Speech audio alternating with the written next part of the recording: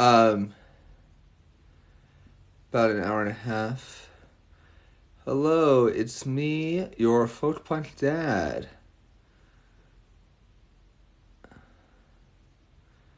We're gonna have April Hartman on here soon, from Apes of the State, and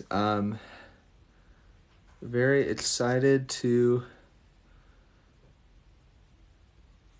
um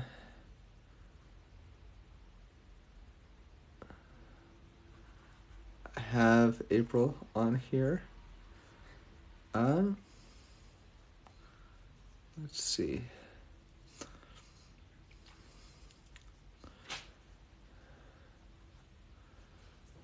Uh, there we go. Hello. We figured it out. Look at us. We did it. We figured it out. We're not hopeless boomers after all. How's it going? Good?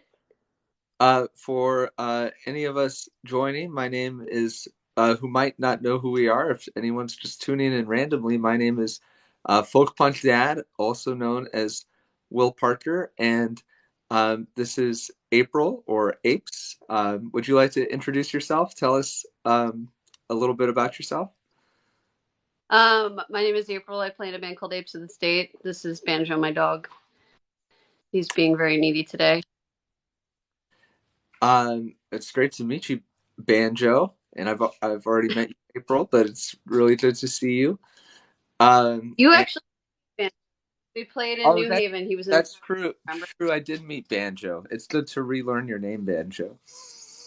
Uh, well, it's great to have you here, April and Banjo, and welcome to everybody joining us. I'm so glad y'all are here too. Yes, we definitely support trans rights. And April, just to let you know, we each have a different chat. Um, so Hmm. it's TikTok is a little odd. So questions I see, you probably won't see, and questions you see, I probably won't see. So we'll each have to be mindful of that.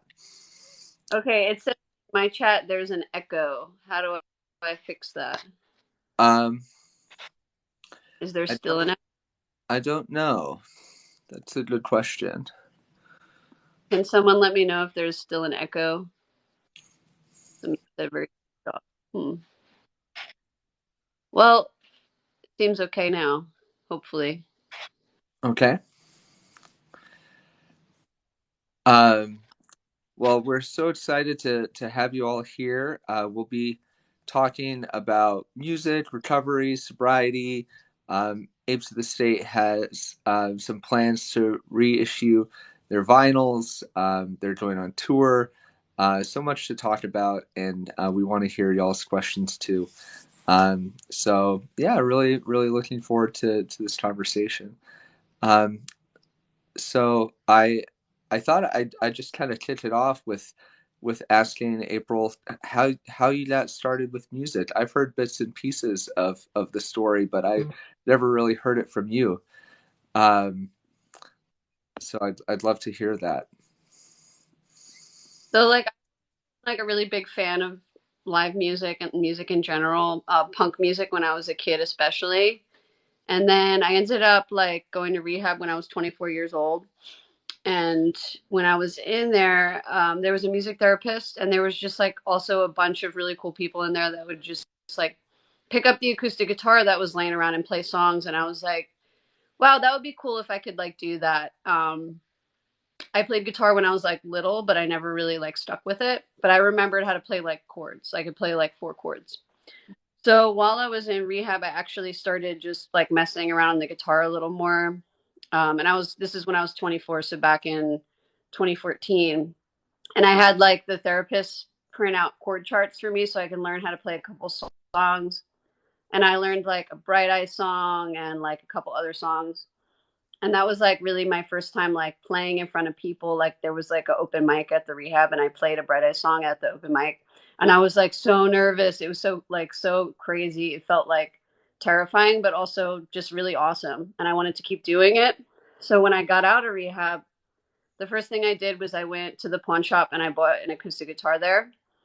And I just kept messing around with it. And it became like I lived in like a halfway house when I got out of rehab. And it became like something that brought all the girls together. We would just like hang out and play covers. And I learned like whatever they wanted to hear. And then around the same time, I discovered folk punk music. I started listening to like Pat the Bunny heavily and Paul Barabeau. Um, and like I started learning Mischief Brew and I started learning those songs, like covering those songs.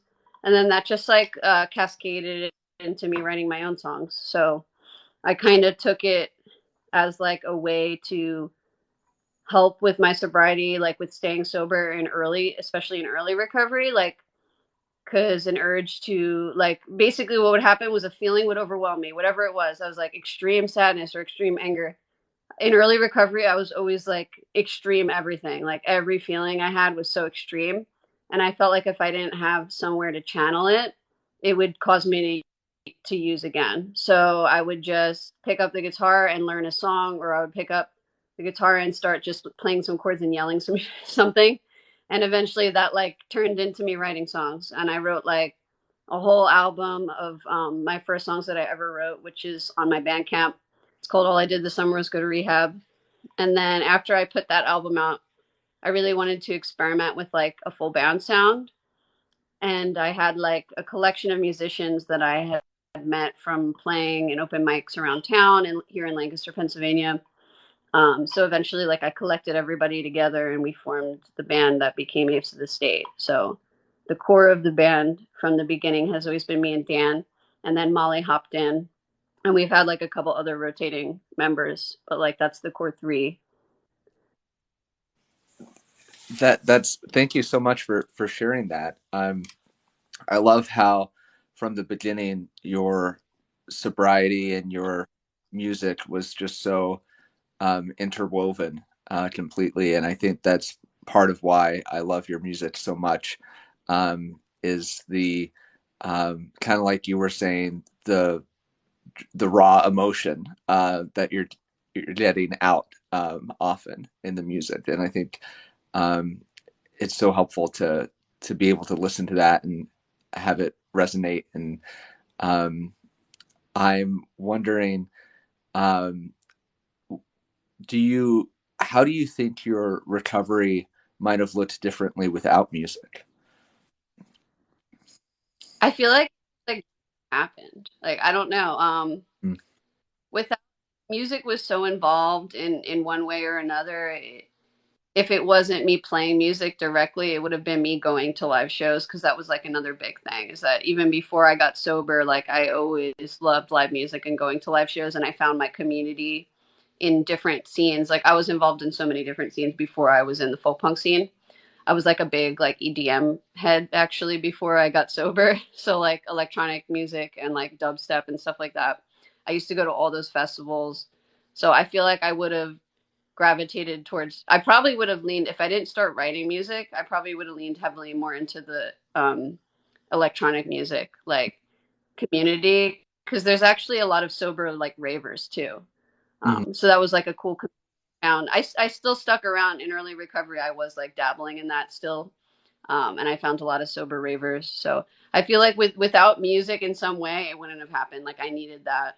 So Yeah, I totally that resonates with me too. I feel like I would not have. I don't know where I'd be mental health wise, recovery wise, um, without music, without a creative outlet, without um, everything that comes along with it. You mentioned forming Apes of the State. I'm wondering. I've never asked you how you um, chose the name. oh, so some people think this is like a deep thing. Funny, the other day on Twitter, somebody said that they thought it was a play on the word apostate or apostate. I never heard that word before. It was a new one. I don't know how to pronounce it, but it means like not religious, something like that. But Uh, it's not. It's not a play on. But I thought that was an interesting coincidence. Um, it's just like something that rhymes kind of with my nickname. My nickname has always been Apes, so it was just Apes of the State just came out. I don't even remember how it came to be, but Kind of that's rhyme. what. Yeah, Yeah, I think that has a good ring to it. yeah. Um, Cecilia asked, "Would you ever do an EDM project?" If I was skilled enough to figure out how to do all the stuff, I would. I'm kind of bad with computers. Like part of the magic of folk punk to me is that you don't have to be that skilled to do it. Like it's kind of just like when I first heard folk punk, I was listening to like a Pat song and I was like, this guy's just yelling shit and playing chords. I was like, I feel like I could do that. Um, Yeah. but like, they love to do. This is like my retirement plan from folk punk, and I don't know if I'm ever going to be able to pull this off. But I love the Postal Service, like that kind of electronic stuff, and like I kind of love emo rap too. So I want to like that's where I would like glide into. If I was going to do some kind of electric thing, I feel like I would probably like slide my way into that scene somehow, and like probably never perform Wow. live, but just those people that sits at home and like makes stuff and I releases it. I would absolutely love an Apes emo rap album. That sounds genuinely actually. Um, and MJ Bones says folk punks, handshake, ravers, and Manic Pixie Dream Mom also loves the idea of Apes emo rap. Um, One of the people in my comment section said that their mom saw me live around a campfire last year, and I'm so jealous. That's so awesome. That was like the first tour we did post lockdown stuff. It was with local news legend and Apes at a festival called American Babylon Fest in North Carolina at like a campground. It was so crazy. There was like all these noise acts. There was like people like stripping and like running into the oh, lake. It was wild time. oh wow. Um, well, I noticed you have a beverage. What's your favorite alternative beverage now that you're a non-drinker? Always seltzer, defense seltzer. Um, Do you have a favorite seltzer?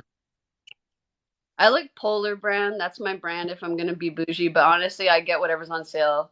Like the seltzer love runs deep. Like I grew up in New York City, so like New Yorkers and seltzer, it's just always been a thing. Um, like culturally, I think like New Yorkers, especially like Jewish and Italian New Yorkers, like always drink seltzer. So it was just always in my house growing up, and it was Nice. like a no brainer when I was sober. I like needed a can of something. It just like seltzer it is. Totally. Yeah, same here. Same here. I've being from Texas, I've been a big Topo Chico Oh yeah. person. Yeah. Hmm. Um, I've been enjoying Liquid Death recently too. Yeah, But that's I'm polar. mango have is pretty awesome. Yeah. Somewhat sewer dwelling rat asks, how do you feel about herbal tea? Oh, I love herbal tea. I drink a lot of tea in the winter months, and I drink it a lot on tour because it helps with my throat, with my voice. I drink throat coat before, but I hate it. I don't like the taste of licorice and whatever is in there. Whatever makes that tea work Hmm. to throat ailments tastes like licorice, so I hate it, but I drink it a lot. But if I'm gonna drink tea and enjoy it, I like anything ginger. Like I like a little spice in there is my thing. I love ginger tea. I drink throat coat too, but I actually do like the taste of it. Um, Heathen. so I was wondering if you wanted to tell us a little bit about your LP from 2019. That's coming out on vinyl too. Is that right? Right. So I just repressed both of our full lengths on vinyl. Um, And this I city has had what was oh that?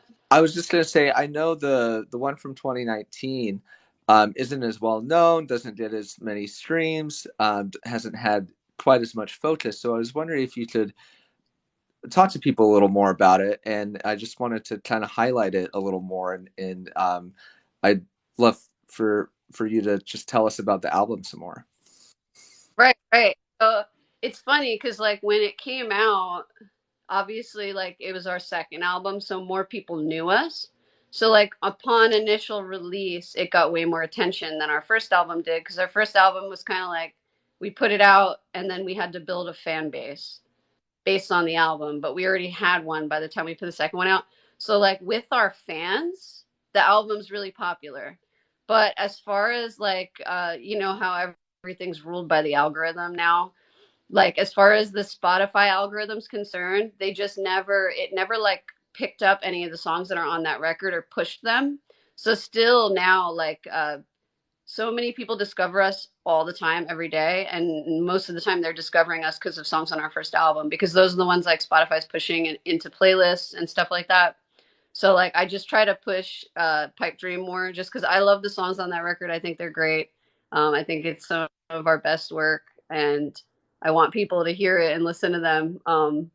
It's obvious. It's also just like it's a little more of how we sound now. Like uh, this city is what it was put out in 2016. So how many years is that? I'm bad at math. 8 years. It's almost a decade old. Like it's some of the first songs I ever wrote, and it's also like my first time ever trying to sing. Even like I'm sure you know, as an artist, you get better at singing as you sing for longer. You also learn where your range is. Like most of the songs on this city are written in like keys that really aren't really great for me to sing in, which I didn't realize until later when I started writing songs in the right keys, that they feel more comfortable for my voice. So yeah, I mean, Pipe Dream is a really important album to me. It was a huge pain in the ass to make that record happen. We had like multiple issues with the studio we recorded at. We had to like re-record a lot of it. It got like thrown out, scrapped, brought back again to life. Um, it was like, and then like at the very end where we thought we had finally finished the album, we went to go get it pressed on vinyl, and the vinyl the factory they were printing it at, like they dropped the plate on the ground and broke it in half, so it delayed the vinyl coming out. Like it was just a whole mess. It felt like catastrophe. So when we put it out, I was just like, fuck it, it's done. And I wanted to like never think about it again. And then like so that came out in November 2019, and then of course you know what happened in the spring of 2020. Like we were supposed to take the winter off, and then we were gonna tour all year of 2020. Like I had the year planned out. We were gonna tour starting in March 2020. We were going all through the Southwest, and then like back up through the South. We were gonna go to the Midwest after that, and then we were gonna do a full West Coast tour with Dana Scully and the Tiger Sharks, who were just getting around to finish to doing that tour now finally in 2023. But like we had the whole year planned out to promote that album, and then it never happened because obvious reason. So like I feel like that kind of also put a damper on people discovering those songs. Yeah, for sure. Yeah, that's the whole deal with that album. It was kind of like, you know, just a case that a lot of people went through, that like, you know, their album releases got botched by COVID, and like it never really, I mean, I can't say it didn't recover, because every live show we've played um, in like 2021 and 2022, and now going into 2023, has been like amazing Mm. and like better than ever. But yeah, like it definitely, like I feel like it put the brakes on that release, like Yeah, getting the attention that it. yeah, that makes total sense. MJ says, "Stand Pipe Dream forever," Oh and yeah. in her eye says, "I saw you live last year with Pigeon Pit, and it was so awesome." Oh, oh hell yeah. Yeah. Pigeon Pit's the. I love MJ too. Um, I love that. Like, I discovered MJ through one of the Facebook, back when people were still on Facebook. This is how old it, like, it feels so old to say like the Facebook days, but I was like a mod of one of the folk punk groups on Facebook back when like the whole scene was basically like existing in Facebook groups. And I found MJ because they had posted a video on one of the folk punk groups on Facebook, and I was like, this fucking slaps. You should play a show with us. And then they said they were from Michigan, and I was like, we're gonna be there in like a month. Like let's play together. And we got them on the show. And do you know John from Rent Strike, the Hmm. band Rent Strike? It was actually basement, so we got to play with MJ and meet them for the first time. Yeah, Yeah, that was cool. awesome. Yeah, it's been so great to have them here in New Haven. It, Uh, does MJ yeah, now? yeah, Faye Oh, lives in now. Yeah, Oh, that's such like a growing and thriving little hub of a scene up there. I really want to come visit the Northeast soon with Apes of the State because Yeah. I gotta visit everybody up there. It sounds so cool. Like Hmm. everybody keeps talking about how cool Portland, Maine is, and Boston, and like Western Mass. So like I feel like we got to get up there and do a Yeah, little run. come on through. Yeah, we're doing a New England run this weekend actually with MJ Oh, y'all are all going, and Miles aren't you? Cullen and yeah, yeah. Hmm. It'll be fun. Yeah. Hey, you and um, A Day Without Love, or is it just an arena? It'll be A Day Without Love on Monday, but most of the dates are Blue Raspberry and MJ Bones and Miles Bullen. Oh yeah, Miles. That's what I was thinking. Yeah. Hmm. Yeah, Miles. Miles is so awesome. I'm Yeah. so glad I met Miles, played New Haven together because I got really into their tunes and they like. I feel like they're my ticket into my emo rap career. Yes. There I you feel like are their ticket. You are their ticket into their folk punk career. So right. mutual tickets there. Yeah, Yep. that's awesome. Yeah, they're huge fans of you too. Heck yeah.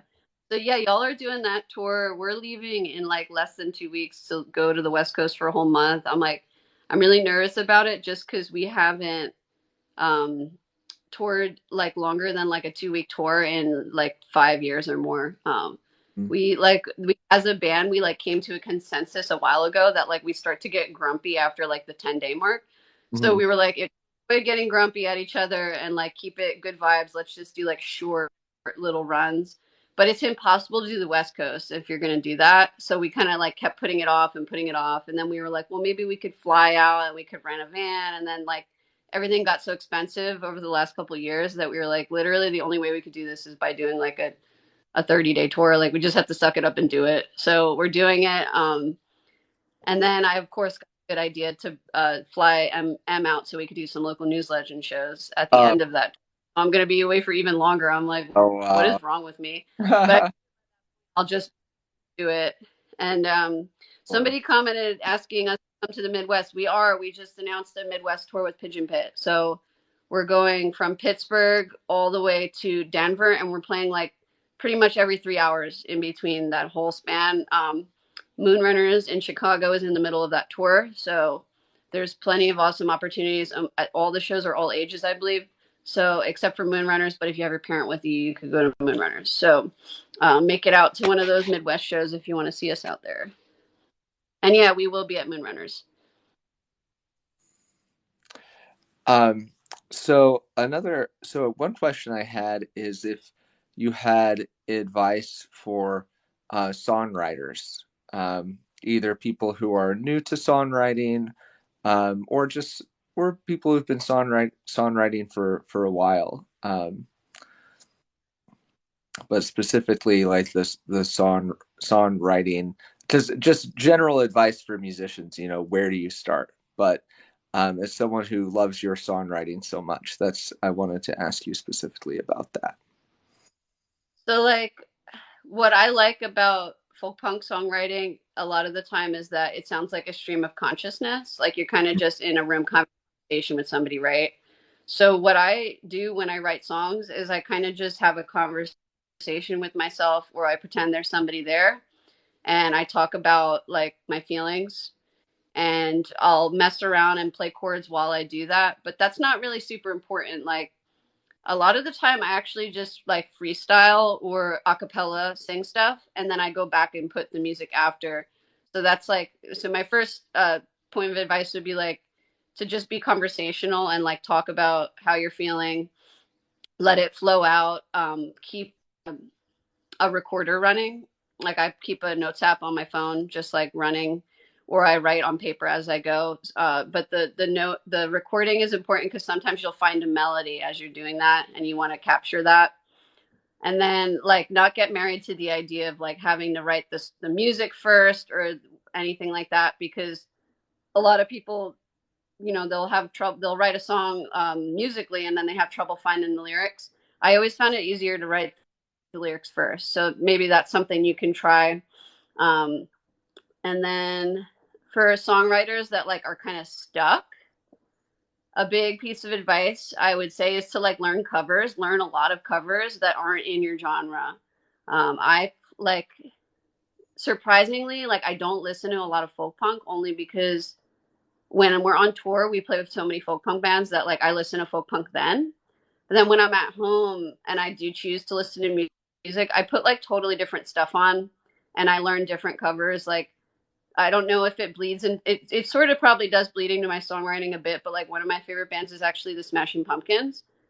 So like I learned a lot of Smashing Pumpkins covers and like learning how to play guitar the way they do and then like blending it with my own style creates like something entirely different. And like that helps you not fall into the trap of like writing the same song over and over again too. Cause like obviously every artist has their own style if they have like their thing that they do. But like musically, what I try to go for is that like when you listen to an Apes album, the songs are like although the themes might be consistent lyrically, like the songs sound different. They have different structure from one to the next. So like I don't know, it helps you just like break that up, the monotony of like playing to the same four chord structure. You could get like really comfortable doing that. But if you push yourself out of your boundaries and like learn a lot of covers, it'll help you break out of that. That's really great advice. I went through a good songwriting phase a couple of years ago, and I think one of the reasons it was like a especially strong songwriting phase for me is because I was very intentionally listening to genres of music I didn't normally listen to, and intentionally seeking out other influences. Um, Cecilia says that reminds me of what John Darnielle says about listening to metal. You know, the like that was John's like favorite genre of music for the longest time. Maybe it still is, you know, but it's not the kind of music he writes, you know. Uh, Right.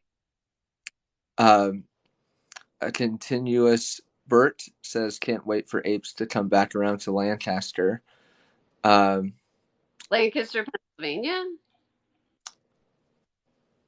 I'm that's great. assuming. Yeah, We live here. Come visit me whenever you want. it's a No, pretty, we haven't played a show since yeah, our holiday December, so we'll have one this spring. nice. Um, awesome. Well, I think that was really, really great advice. Couldn't have said some of that better myself. The way you describe songwriting with putting the recorder on and the stream of consciousness and improvising stuff and figuring it out as you go, and sounds very similar to my own songwriting style, actually. Um, So like one last thing I want to say about that too, and this is like a big one. We live in like an age where like you're always pressured to like produce content. And like I fucking hate it and I don't buy into it. There's like music industry advice that'll tell you that like you need to put an album out every year or like you need to be putting singles out every 3 months or like all this crazy shit. Like I hate all that kind of stuff. All I think that does is put like pressure on people to produce like not genuine music.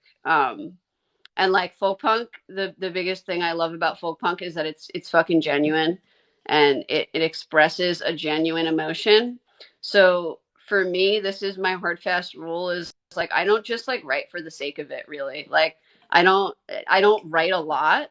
Like I write when I have genuine feelings. Like so when I feel something and I need to express that, I write it. If I don't feel anything and I just feel okay, I just won't write and that's fine. Don't let that like make you feel like you're not producing enough or being productive enough as a musician. Like I've literally gone years without writing songs in the past and then like gone a month and wrote like 4 songs in a month. Like this city isn't big enough. Like all those songs were written in the span of like probably 2 to 3 months sometime in like 2015, 2016. Pipe Dream was written like over the span of like 2 years in like between 2017 and 2019. And like half of the songs were written when I was really miserable working a pizza delivery job. And I was just like yelling in the car because I was delivering pizza. And then like our next album that's probably we're gonna start recording this year at some point like a lot of the songs from that record were just written in like a really short period of time in like 2018, when like I started dealing with the death of a lot of my friends due to the to opiate overdoses. So like I had emotions and I needed to work through them, and I did it through song.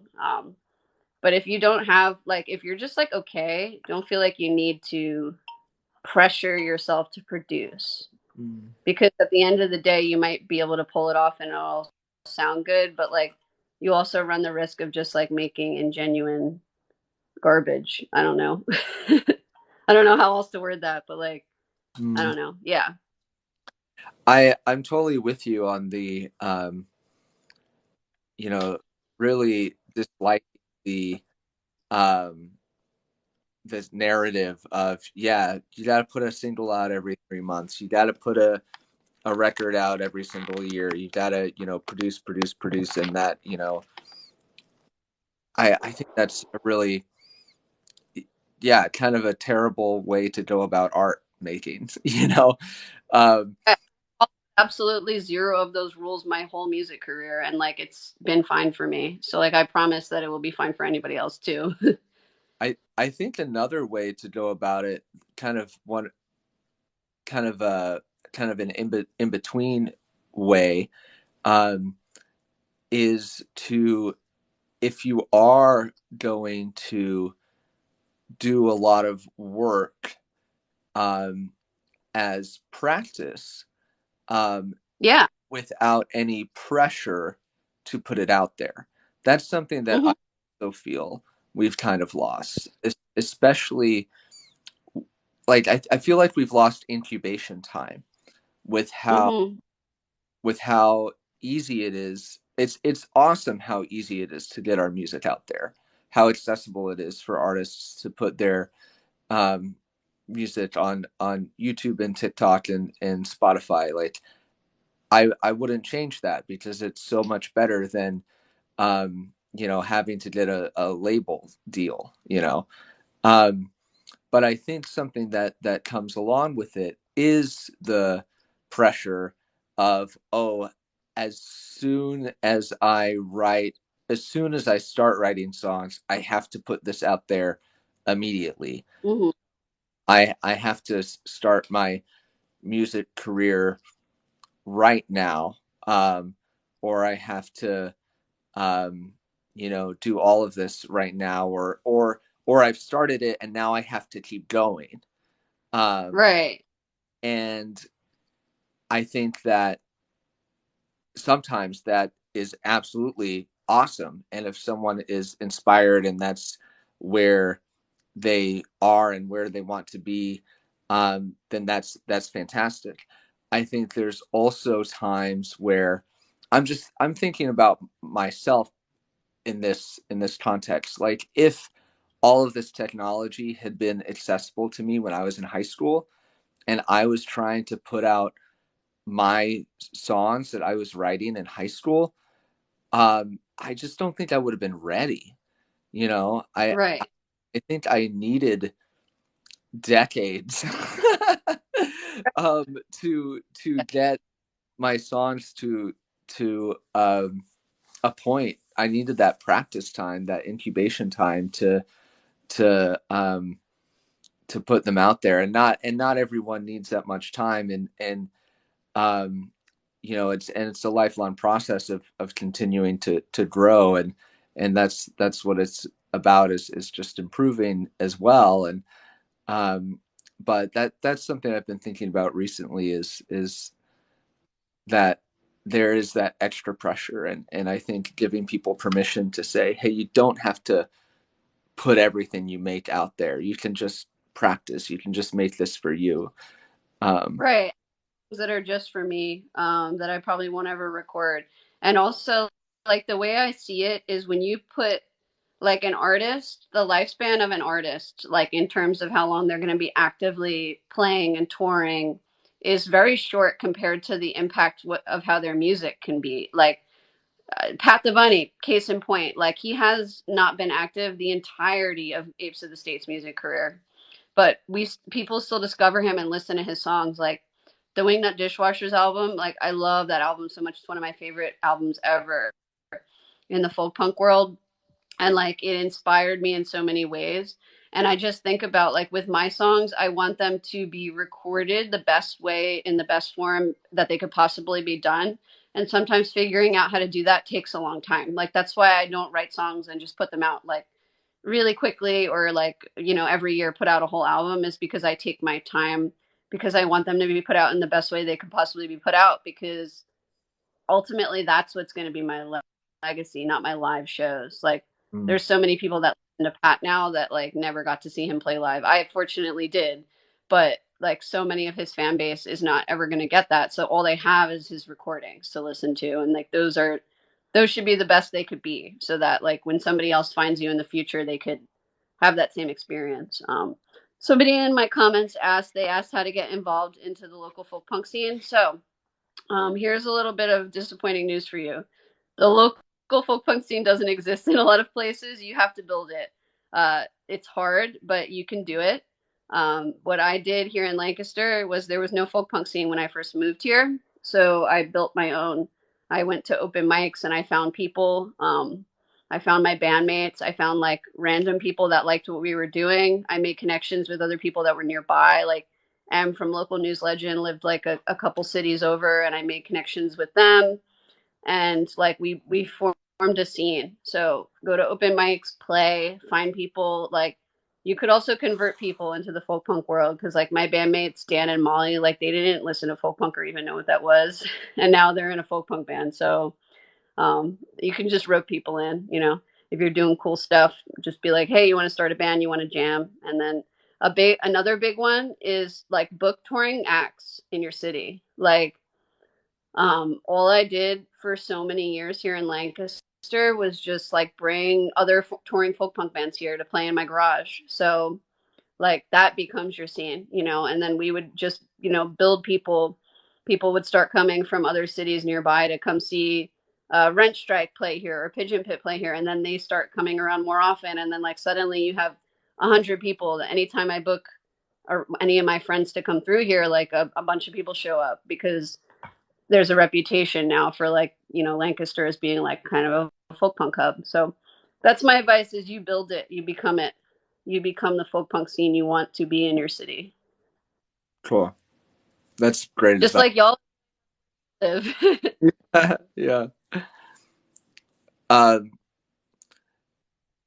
Going back to our conversation before, Manic Pixie Dream Mom, aka Cecilia, said there might also just be things you write about that you aren't ready to share yet, which is also totally true. Oh, absolutely. Like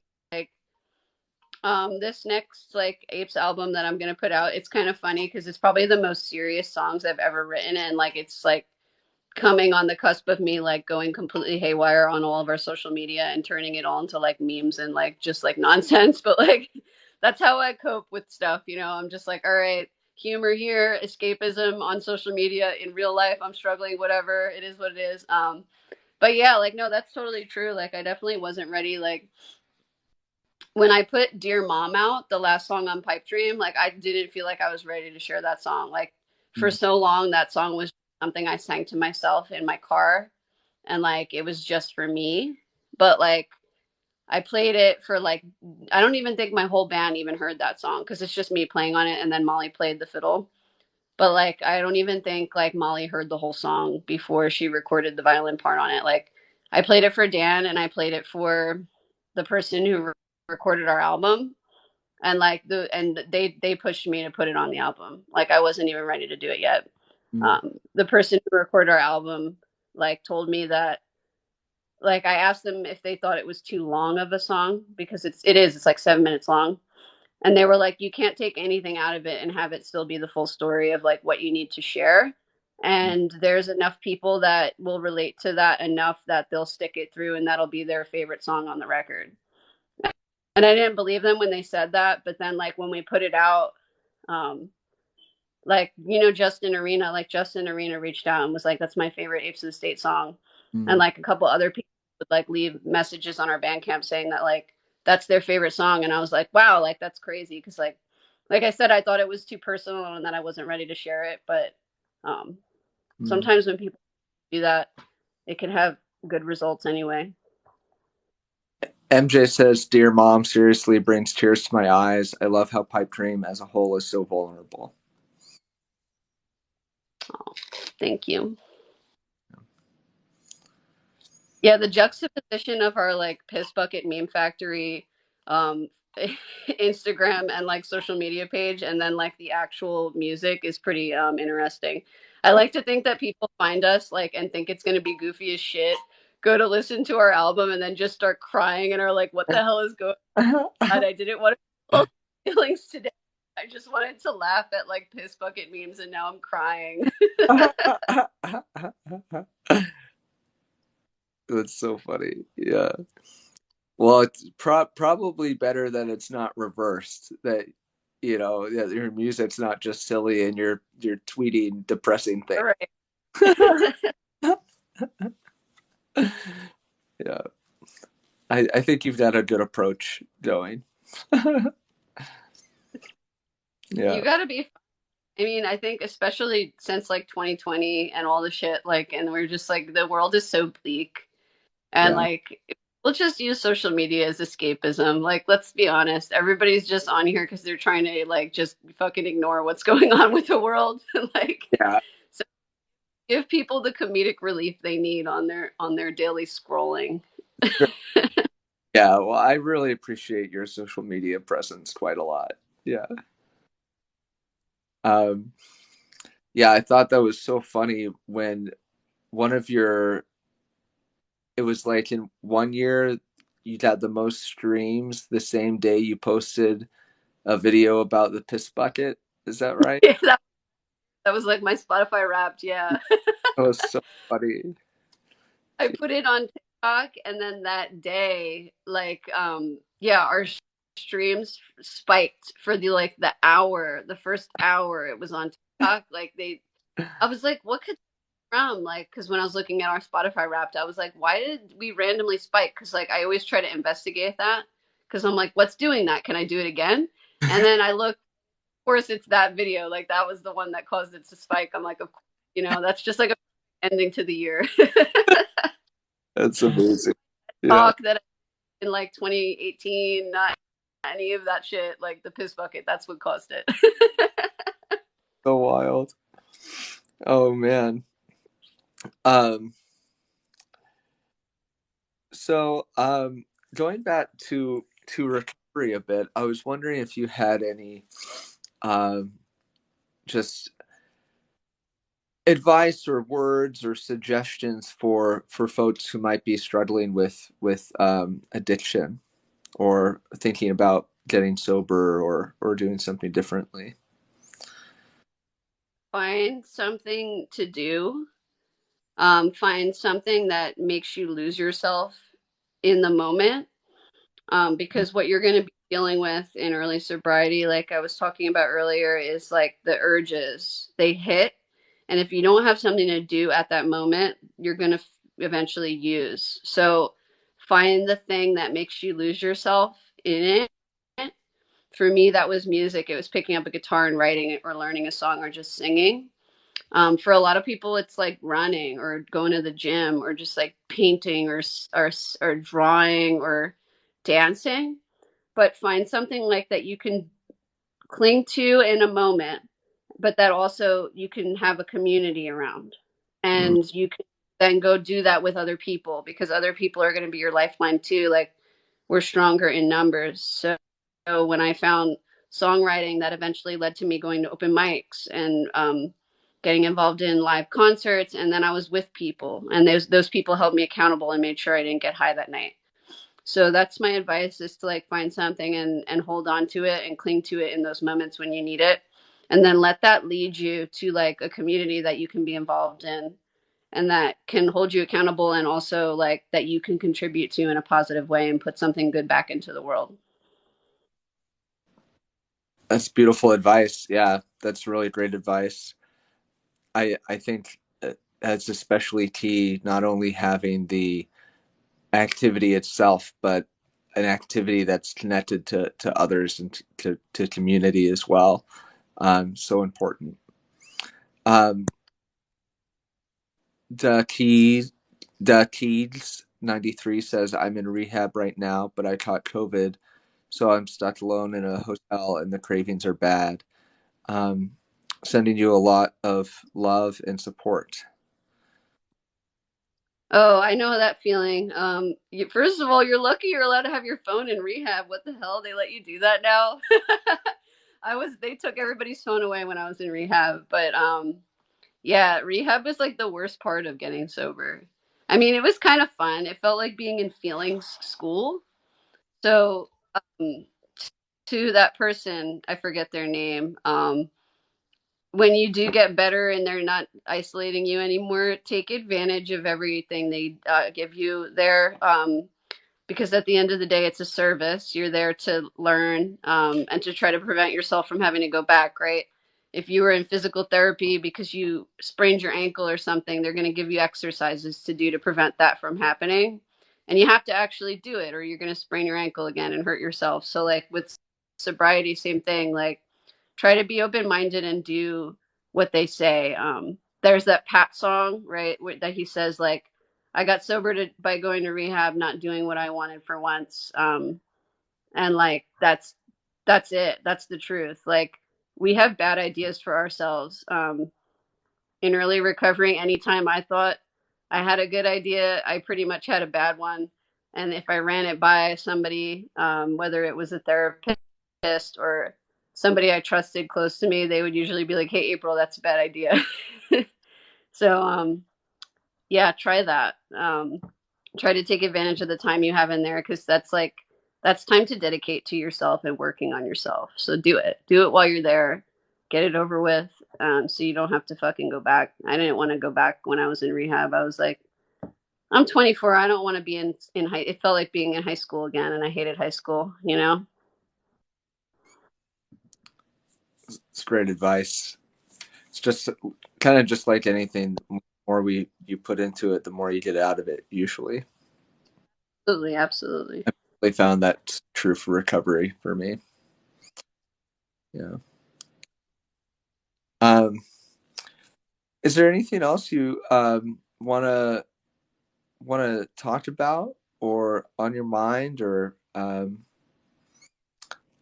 any if you were conducting this interview, what question would you ask yourself? I don't know. So right now I'm really stressed out because we're leaving for tour in like a week and a half, and I start. So another job on top of music is I sit at pets, like I'm a pet sitter, and I train dogs. So I'm gonna be stuck at like a house for the next 4 days, sitting a dog, not my dog, a different dog. I wish I was gonna be with my dogs, but um, so yeah, I'm like freaking out, like, oh my god, I gotta get all this stuff done. Right now, I'm waiting for the vinyl to come in the mail that we repressed. It was supposed to be here like 3 weeks ago, and it was delayed. So I'm Oh, like, oh my god, it was come today, and it was delayed. So I'm like freaking out because now I got to go to this house tomorrow, and I guess Dan's gonna sit here and try to wait for the vinyl, and then I got to mail it out. We have like 250 orders I have to mail out before I leave for tour. So the well, story of how that happened, how we repressed the vinyl, that's pretty cool. So as you probably all know, like we're not signed to a label or anything. I'm pretty like adamantly against them, just from like an ethics standpoint, a moral standpoint. Like I don't, I just believe strongly in DIY and the DI do it together community. Like I think we could do a lot more for ourselves than like companies that fundamentally just profit off of us can do for us. So I like took out a bunch of credit cards that had like zero interest. Don't recommend doing this unless you know you could sell the albums. But I was like, yeah, this seems like a crazy idea, but I think we can do it. Like, I think we could take out a bunch of credit cards and then like fund a vinyl release and then just like sell them before the interest is due. And we actually pulled it off. So that's sick. Like the first day I put the vinyl for sale, we made all the money back that I put on the credit cards. So that was awesome. Great way to okay. build credit. Yeah, congratulations. I'm so happy it worked out so well and so quickly. Yeah, now that's going to be like my word of advice to pretty much every musician that's like, I don't know what to do. It's like, yo, these zero APR credit cards exist. They're You awesome. think that'll Should we get sign the some, label? Nope. Credit card instead. that'll get you some like flyer miles. Yeah, I picked ones that had like good cash back, so we ended up getting like $300 back. So Nice. that was cool. Cut down our costs. And then I just got a new one for like when we're on tour for like buying food and gas. It gets like good cash back on that. So you can milk all that stuff. That's good. Yeah, I have the Southwest credit card that I use and basically rack up a bunch of points and most of the time I fly, I just use points and don't have to pay for flights.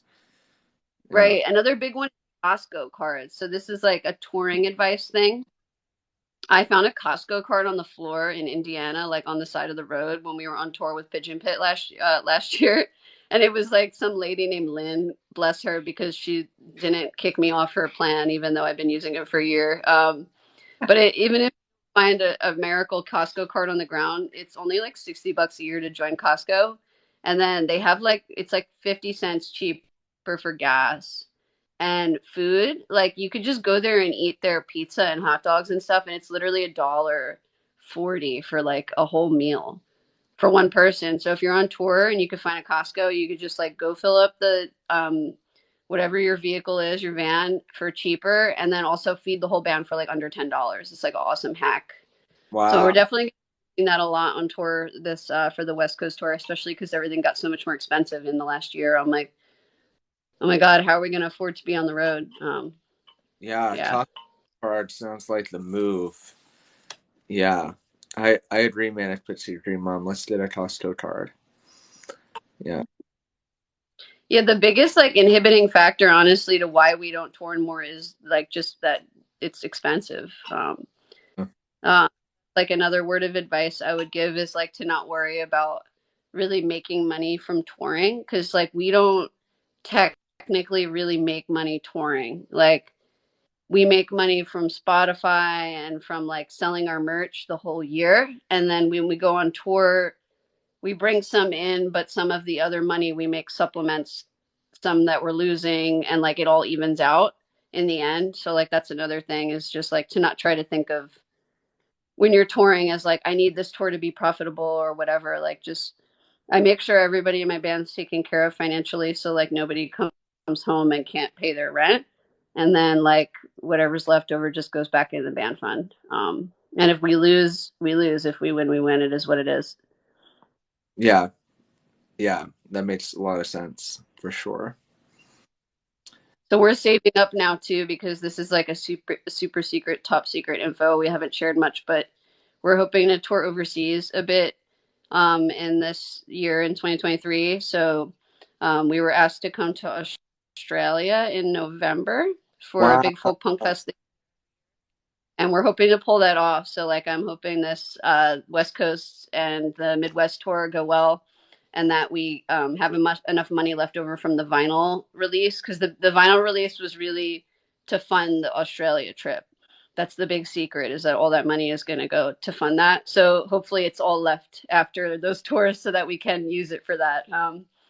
So yeah, hopefully we make it over there because we were actually supposed to go to Australia in 2022. That was like part of the big Pipe Dream tour that we were going to go play Australia, and then that didn't happen. So, I feel like we just like lost 3 years of trying to get shit done. Like everything we were supposed to do 3 years ago, we're just doing now.